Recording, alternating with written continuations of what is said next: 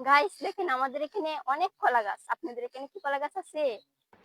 আমগে এনে কলা গাছ নাই, বাঁশ গাছ আছে, কানাড়া বাঁশ গাছ লাগবে নি আনে।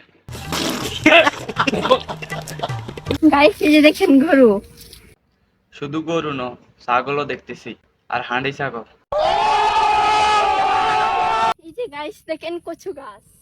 এই কচু গাছের শাক খেয়ে আমরা শরীরে অনেক পুষ্টি যোগায়। কচু গাছের শাক খাইলে অনেক পুষ্টিও, আবার কচু গাছের শাক জাগা মতো লাগাই দিলে অনেক চুলকানিও হয়।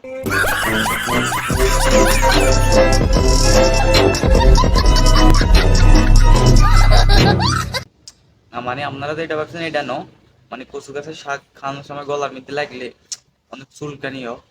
আরো আছে জায়গা বে জায়গা আছে না, লাগাইলে অনেক সমস্যা হয়, চুলকানি, খাইজানি, পিসি বাচ্চা, খাইতে উঠলে বসতে হারেন না, বসলে উঠতে হারেন না, এই আর এই সমস্যা।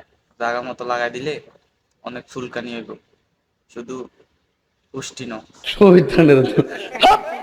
এই যে দেখেন কলা গাছ, এই কলা গাছ থেকে কলা হয়, আর এই কলা খেয়ে আমরা পুষ্টি যোগাই, শরীরে অনেক শক্তি হয়। আচ্ছা আচ্ছা, হ্যাঁ, আগে জানতাম না যে কলা খাইলে যেন শরীরে পুষ্টি হয়, অনেক শক্তি হয়। আগে জানতাম না, খুব উপকার হইলো আপনি বিষয়টা আমাদেরকে বলি। অনেক উপকার করছেন আপনি জীবনে, অনেক উপকার করছেন। আগে আমি জীবনও কইতে পারতাম না যে কলা খাইলে দেন উপকার হয়, শরীরে পুষ্টি হয়। শুধু কলা খাইলে উপকার হয়, আর কিছু খাইলেও উপকার হয় না?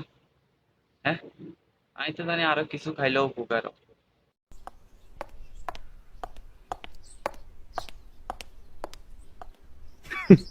Women.